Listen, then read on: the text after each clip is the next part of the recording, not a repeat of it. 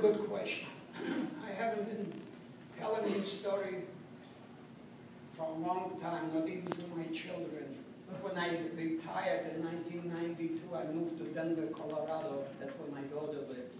And a friend of mine, who's not a survivor of the Holocaust, but who speaks on the subject, knowing me as a Holocaust survivor, he invited me where he was invited to speak at a junior high school. And I went along. After he was done with his presentation, the students asked questions, a lot of questions. And he pointed, he didn't know the answer. He said, "Jack, can you answer this?" And that's when I started doing it. I've been doing it ever since, for over 21 years now. Thank you. I have a question. Do you ever run into Holocaust deniers? Well, if they know me, they wouldn't do it. But there was once an incident. You don't really believe about the Holocaust happening? I said, no, after all, the earth is flat, isn't it?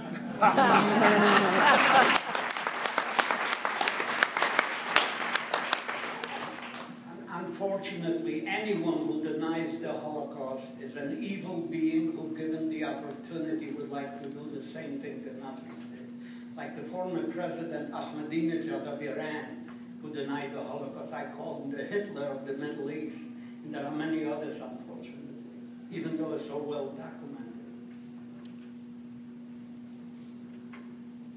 Have you been back to Poland and Germany? I've been invited for the past 3 years by the March of the Living. It's an international, it's an organization that's a guide for students and adults, and takes them to Auschwitz, Birkenau, and other camps in Poland. And I've been speaking at the site where we were sent from the ghetto of Lodz to Auschwitz. I've been speaking there and in Auschwitz. I'm at the site of the gas chamber for the past 3 years. And I went with my son and daughter to my hometown where we lived before the war. Have you met other survivors of Holocaust? Have I met? Other survivors of Holocaust? Oh yes, there aren't too many. I'm a youngster, I'm almost 85, but there aren't too many of us left. And you being so nice, I'll give you a tip how to reach a ripe old age, my age or older. Always, especially as students, always be a lady or a gentleman.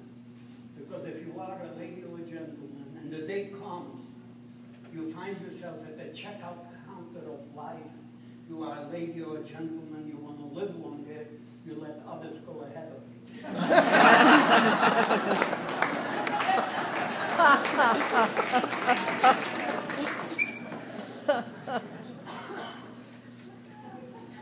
How have your children handled your situation, and what is their historical view?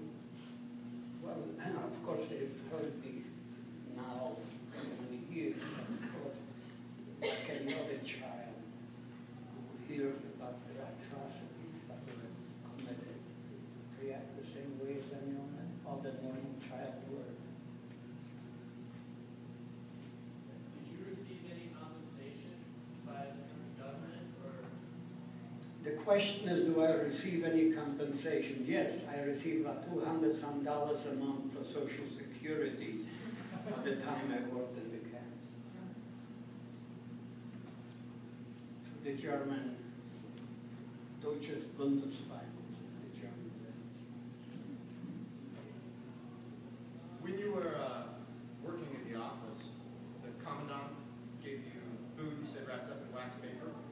And I was wondering if you could talk a little bit about how you interpreted that at the time, and looking back, how you look at it. Was it kindness? Was it something else? He was a very great human being, as were many other Germans who got caught up in the Nazi movement before they realized what they got into. As a matter of fact, when I worked for him, he protected me like he was his own child. He was a very great human being. And as I indicated, right after the war, I was hospitalized for about 90 days. When I came out, I tried finding him. I was unable to. Had I been successful, I I would testify in a very, very positive way on his behalf. I couldn't find it. Can I follow up with it? Were there others that displayed that kind of kindness? Well, there were some that couldn't express their feelings as much as he could as a high-ranking officer. But you could see some guards, when we marched, they allowed us to rest a little, or when if it was raining, they allowed us to hide behind trees or so. And some just went out of the way to be evil. But you cannot generalize, you know. As I stated, all of us belong to the human race, and no matter how we identify ourselves by religion, ethnicity, color of our skin, have a monopoly on good or bad. How much do you think the general public at the time, like right when it started, understood what was happening, what was going on, and how do you think it got to the point where there was no return?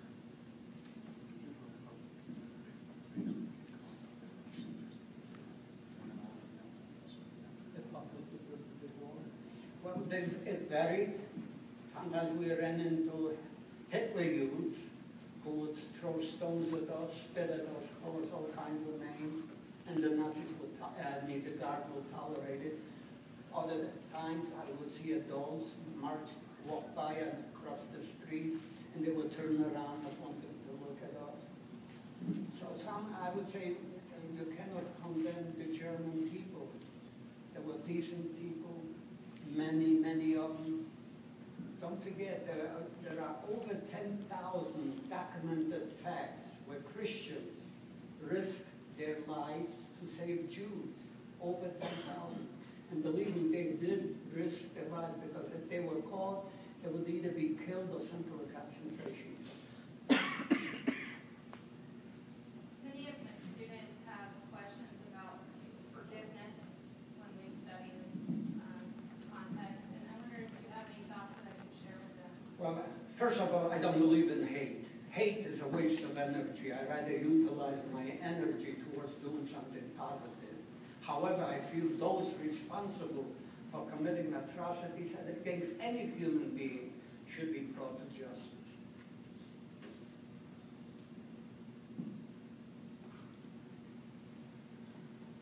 You forgot the question? No, I see it pop up, I'll go back. My question is simply this, is that you said that mutual respect is the key. Based upon your experiences in your lifetime and such, what would you say are probably the two or three top things to help to nurture that sense of respect?